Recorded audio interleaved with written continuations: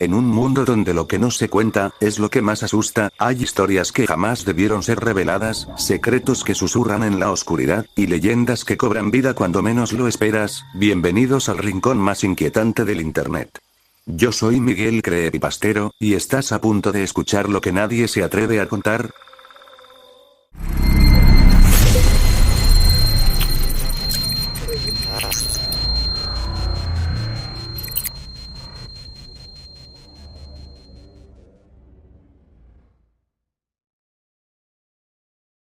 La Casa de las Sombras. Era una noche oscura y tormentosa cuando Gabriel, un joven estudiante de arquitectura, decidió aventurarse a investigar una antigua casa que había estado vacía por años. La mansión, conocida por los habitantes del pueblo como la Casa de las Sombras, había sido el hogar de la familia Rivera, quienes desaparecieron misteriosamente hace más de 30 años. Nadie se atrevía a acercarse a la mansión, ya que decían que estaba maldita. Gabriel, curioso por los rumores y atraído por la arquitectura de la casa, decidió pasar allí la noche para investigar. Había leído en libros viejos que la casa tenía detalles de diseño que no existían en ninguna otra construcción de la región. De inmediato, la mansión lo cautivó con sus paredes de ladrillo envejecido y las grandes ventanas que parecían mirar hacia el vacío. Cuando llegó, notó que la puerta estaba entreabierta. Aunque la advertencia en su mente le pedía que se diera la vuelta, decidió entrar. La casa estaba cubierta de polvo y telarañas, y el silencio era absoluto. Gabriel comenzó a recorrer las habitaciones, observando los detalles de la madera antigua y las ventanas rotas. Todo parecía estar en un estado lamentable, pero aún así, había algo en su interior que lo mantenía intrigado. Mientras exploraba el pasillo principal, una ráfaga de viento cerró de golpe la puerta de entrada, sumiendo la casa en una oscuridad total. Gabriel, al principio asustado, encendió su linterna y trató de calmarse. La luz temblorosa revelaba imágenes borrosas en las paredes. Retratos antiguos de la familia Rivera, con ojos que parecían seguirlo a medida que caminaba. Decidió dirigirse al segundo piso, donde supuestamente se encontraba el antiguo estudio de don Pedro Rivera, el patriarca de la familia. Al llegar, sintió un frío inesperado y notó que el aire se volvía cada vez más denso. En la esquina de la habitación, sobre un escritorio cubierto de polvo, había una caja de madera que llamó su atención. La abrió lentamente, y dentro encontró una serie de cartas viejas y un extraño amuleto. Al tocar el amuleto, algo extraño sucedió. Las sombras en la habitación comenzaron a moverse, tomando formas extrañas. Gabriel intentó retroceder, pero las sombras parecían querer atraparlo. De repente, vio una figura en el umbral de la puerta. Una mujer, con una expresión vacía en el rostro.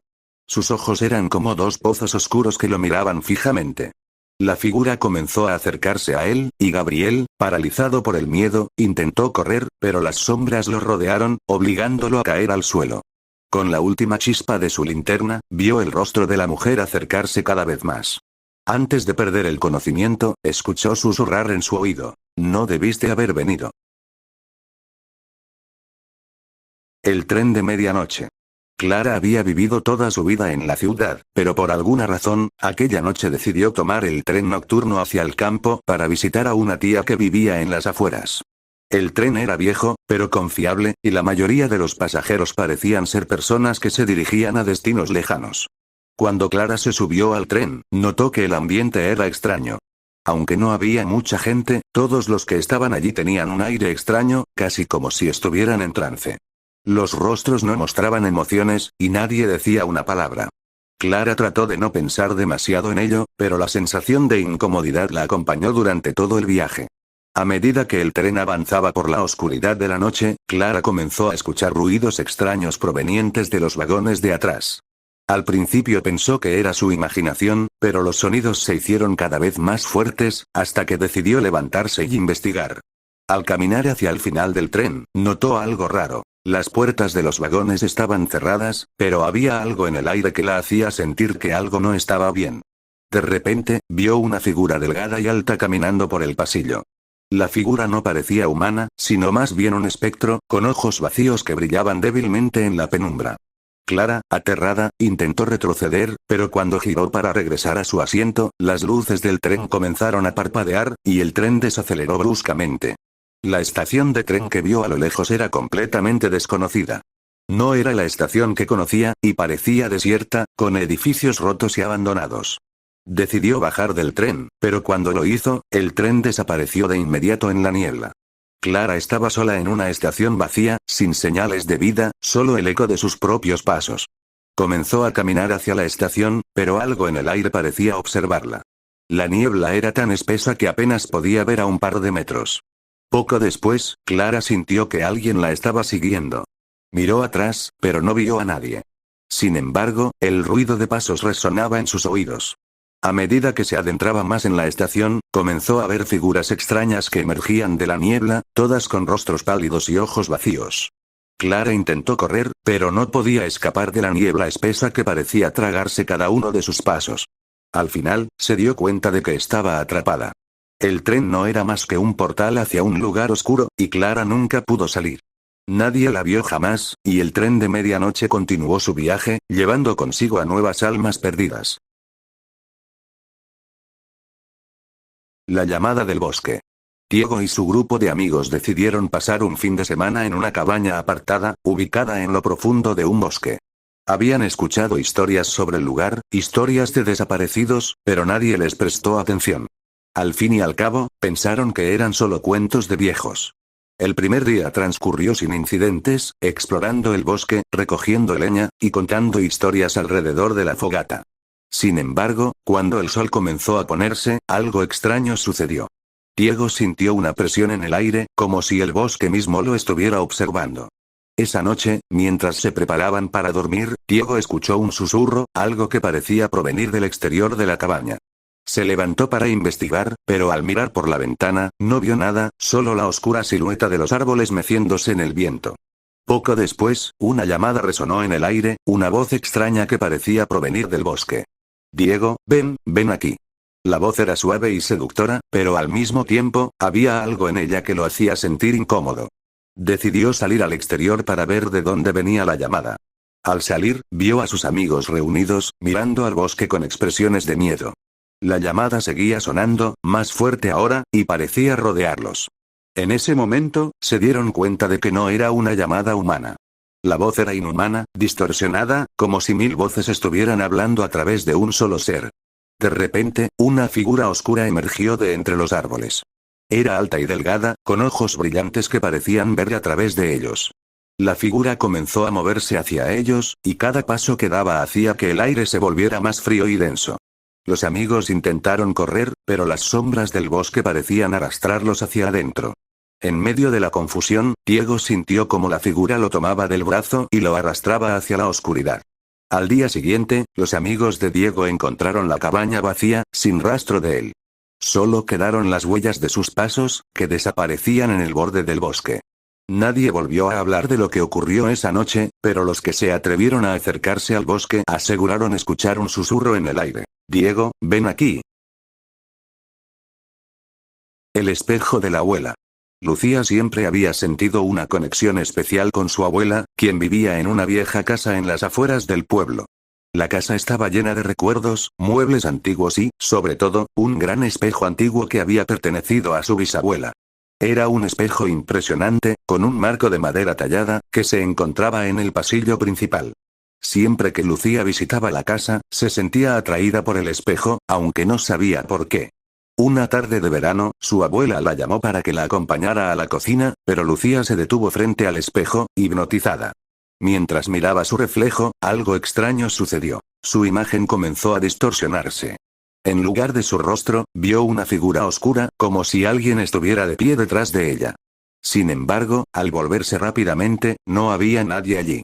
Intrigada, Lucía le preguntó a su abuela sobre el espejo, y su abuela, con una expresión seria, le advirtió que nunca debía tocarlo.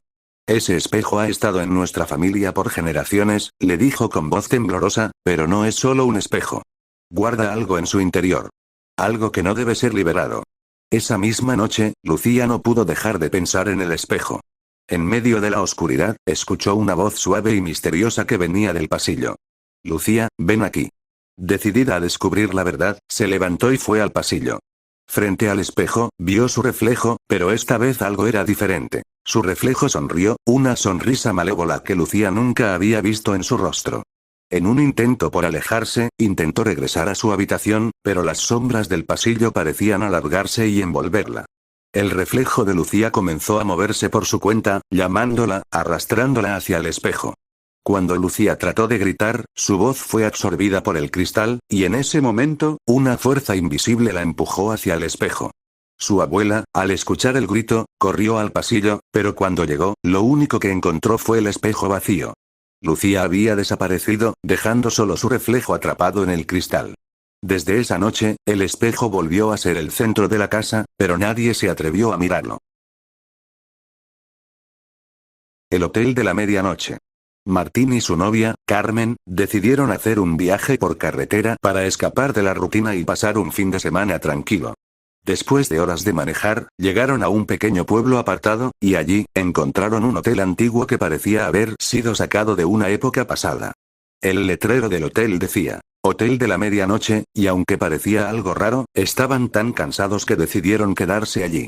El dueño del hotel, un hombre mayor y enigmático, les dio la bienvenida con una sonrisa torcida. Les doy la bienvenida a mi hotel, pero recuerden, les dijo en voz baja, aquí solo hay una regla. Nadie puede salir antes de la medianoche. A pesar de la advertencia extraña, Martín y Carmen aceptaron, agotados por el viaje. Al principio, todo parecía normal. Se instalaron en una habitación cómoda, aunque algo antigua. Pero conforme avanzaba la noche, comenzaron a escuchar extraños ruidos provenientes de los pasillos. Murmullos lejanos, pasos que no coincidían con los de nadie más. A la medianoche, algo extraño ocurrió. Las luces de la habitación parpadearon y la temperatura descendió abruptamente. Carmen se levantó de la cama, sorprendida, y vio que la puerta de la habitación se había abierto por sí sola. Al salir al pasillo, vio figuras sombrías caminando lentamente, arrastrando los pies. Martín, preocupado, intentó cerrar la puerta, pero una fuerza invisible lo empujó hacia atrás. En ese momento, el dueño del hotel apareció de nuevo, esta vez con una expresión más seria y grave. Les dije que no podían salir antes de la medianoche, dijo en tono sombrío. Porque si lo hacen, nunca podrán irse. De repente, los pasillos comenzaron a distorsionarse, y las paredes parecían moverse, haciendo que el hotel se convirtiera en un laberinto interminable. Carmen y Martín intentaron correr, pero las sombras los perseguían, y las puertas se cerraban solas, atrapándolos en un ciclo sin fin. Las figuras espectrales que vagaban por el hotel no eran solo fantasmas, sino almas atrapadas por la misma maldición que había caído sobre el hotel de la medianoche. Finalmente, cuando la campana del reloj dio la medianoche, el hotel desapareció por completo, dejando a Martín y Carmen atrapados en un espacio vacío, donde el tiempo ya no existía. Nadie los volvió a ver, pero aquellos que se acercaron al lugar aseguran que, en ciertas noches, pueden escuchar los ecos de sus voces, suplicando por escapar. El silbido del viento. Sarah siempre había sido una persona escéptica. No creía en fantasmas ni en leyendas urbanas, y prefería vivir su vida racionalmente. Sin embargo, todo cambió una tarde de otoño, cuando decidió hacer una caminata por el bosque cercano a su casa. El aire fresco y el sonido de las hojas crujientes bajo sus pies la relajaban, hasta que comenzó a escuchar un extraño silbido. Al principio pensó que era el viento, pero el sonido parecía demasiado controlado, como si alguien estuviera haciendo el silbido intencionalmente. Sarah miró a su alrededor, pero no vio a nadie. Decidió seguir caminando, aunque el sonido persistía, cada vez más cerca. A medida que se adentraba más en el bosque, el silbido se volvía más claro, y comenzó a sentir que alguien la estaba siguiendo. Al girar una esquina, vio una figura de pie en el camino, con la cabeza agachada. La figura estaba vestida con ropas antiguas, casi como de otra época, y el viento soplaba a su alrededor, pero no movía ni un solo cabello. ¿Quién eres?, preguntó Sarah, su voz temblando. La figura levantó la cabeza lentamente, mostrando unos ojos oscuros y vacíos que parecían mirar a través de ella. Sin decir una palabra, la figura comenzó a caminar hacia ella, mientras el silbido se intensificaba, transformándose en una melodía inquietante. Sarah, aterrada, dio un paso atrás, pero sus piernas no respondían. La figura comenzó a acercarse más y más, y Sarah, en un impulso desesperado, salió corriendo hacia el borde del bosque. Cuando finalmente llegó a su casa, cerró la puerta con fuerza y se asomó por la ventana, pero ya no vio a la figura. El silbido, sin embargo, continuó resonando en el viento durante la noche. A partir de ese día, Sarah no pudo dejar de escuchar ese silbido cada vez que salía de su casa, y cada vez que lo oía, sentía que la figura de los ojos vacíos estaba más cerca de ella. Y así concluye otra historia, una que tal vez no te deje dormir esta noche. Pero recuerda, los susurros en la oscuridad no siempre son el viento, a veces, son los ecos de aquello que no debía volver. Si te atreviste a llegar hasta aquí, no olvides dejar tu like, suscribirte y compartir este video con alguien que creas lo suficientemente valiente. Cada semana hay más historias, más misterios, más oscuridad. Yo soy Miguel Creepypastero, y esto apenas comienza. Hasta la próxima noche, donde el terror vuelve a despertar.